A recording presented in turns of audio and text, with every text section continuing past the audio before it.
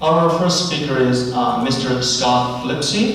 Mr. Flipse is a Deputy Director for Policy and Research at U.S. Commission on International Religious Freedom. And welcome. Usually the first speaker is someone who is quite prominent or who has something really important to say.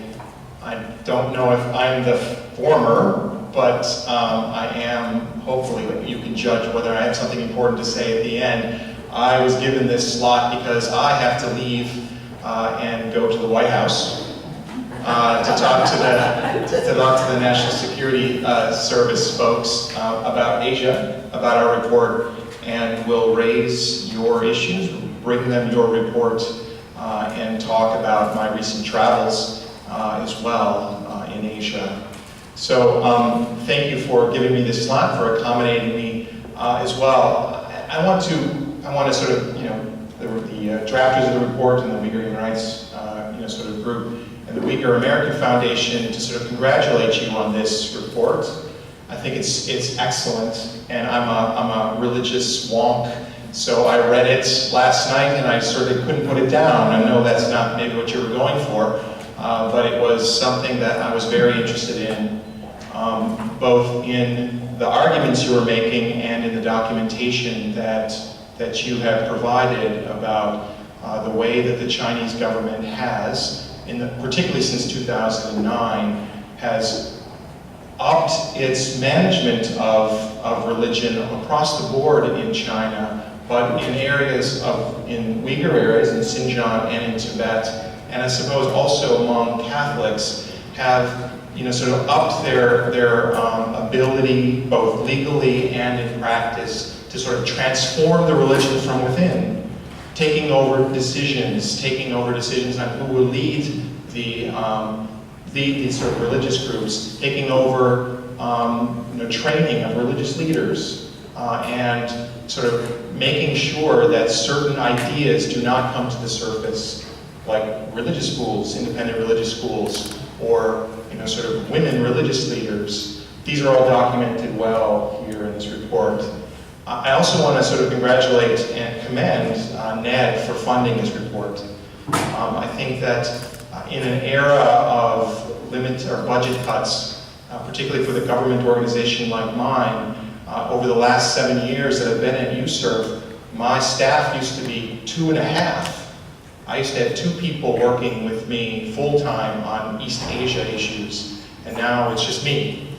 So, I mean, it's important that we are working together to sort of put out the best research, the best information possible, because it will be used by me and my commission, not only as information to sort of interact with our own government and the Chinese government, but to generate ideas and be a foundation for the ideas of how do we address these things in our human rights diplomacy, U.S. human rights diplomacy, but also in our interaction directly with China and other countries in Asia.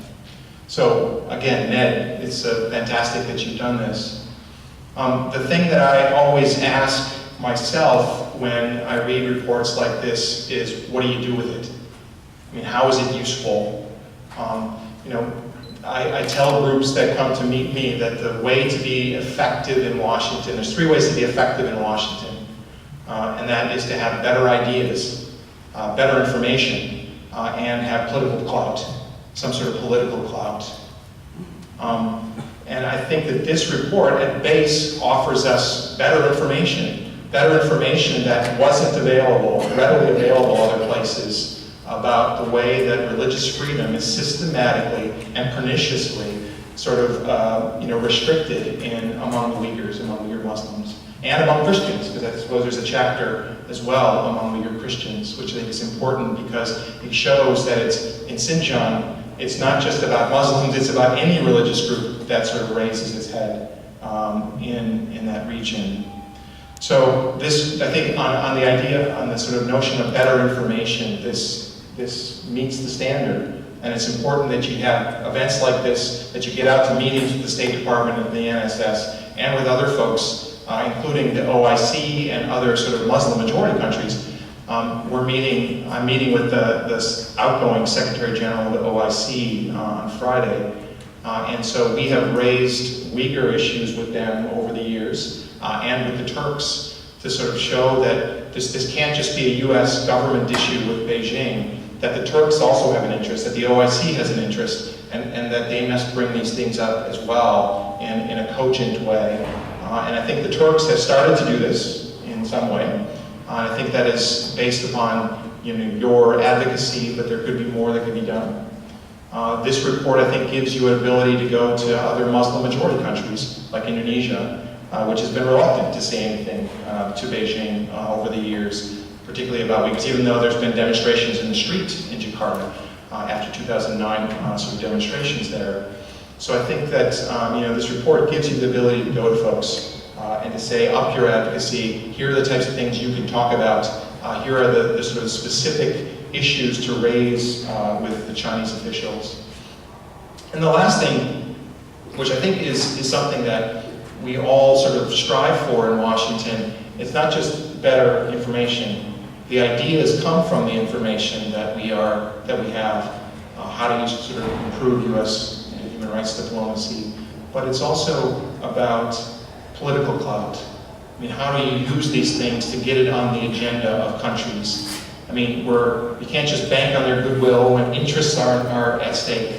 So how do we bring political clout to bear? And it's good to see so many people here, friends of mine from the human rights sort of communities, Freedom House and Human Rights Watch and Amnesty.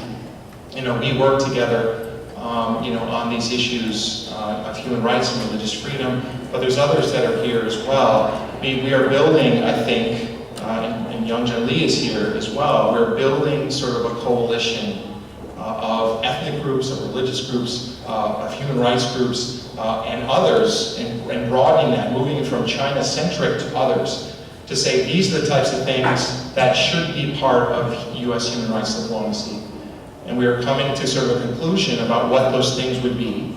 There's specific issues that are related to Uyghurs, and Tibetans, and Christians, and Catholics, but there's also things that we need to be pushing for as a group because there's power. There's power in sort of an organization, of groups bringing together. There's the moral power of folks that have been in prison, of folks that are here because they have been persecuted. There's the moral power and the standing of a Chen Guoqiang or Youngjan Lee and others. But then there's also the power to say to other Americans, this is what we are now part of this American fabric, and we want to shape U.S. human rights diplomacy with China. These are the types of things that we want our president, we want our State Department, we want our Commerce Department, we want our Labor Department, we want our Defense Department to raise with China.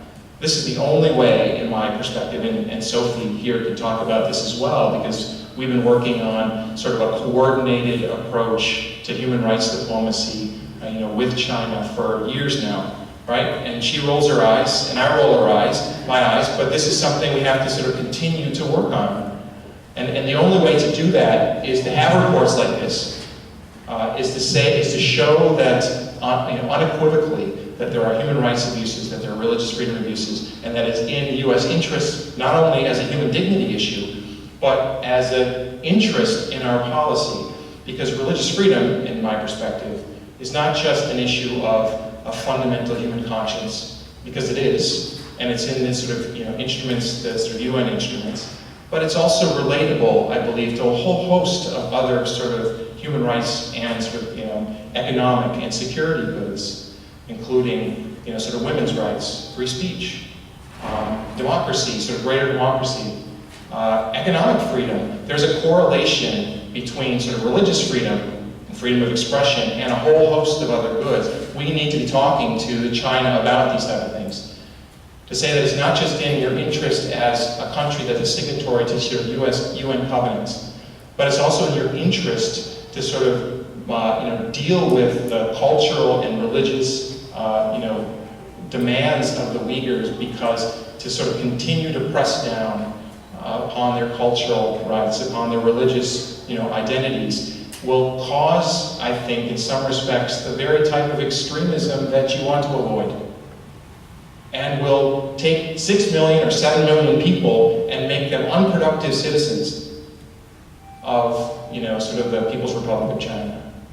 So we must talk to China not only as an issue of their moral rights or of their legal obligations, but of their economic and security interests as well, because I think they're too relatable. And this report, I think, very well shows and sort of unravels this notion that Uyghurs are extremists. Because this is always the issue that I come up with when I talk to other people who don't know this issue. They say, well, I'd like to get behind this issue, but it's not Tibetans. They don't have, Rabia Gadir is such, right? She's fantastic. I talked to her, but I'm not so sure that Uyghurs aren't terrorists, because I don't know. I think this report is important because it lays this to rest. And I asked the drafters whether that was something they really wanted to go after, but they said yes, but we didn't really go after it so well. But I thought that it was something that needed to be done to unravel this notion that separatism, extremism, and religious extremism are all tied together, because it's not, and they show that it isn't. So it serves that purpose as well. I think I'm over my time, but it's good to see people here. Again, commend you on this report. It sort of helps me in the types of things that I do immensely. It helps others like the CECC, and who also helps me do my work, in Washington. And I think it brings us together as a community of people interested in freedom in China. This is something that we all want for the Uyghurs, for the Mongolians, for the Tibetans, for Catholics and Christians and others who are struggling, for democracy and freedom advocates, free speech advocates in China. So, congratulations again, and to Ned for funding this, and thank you very much.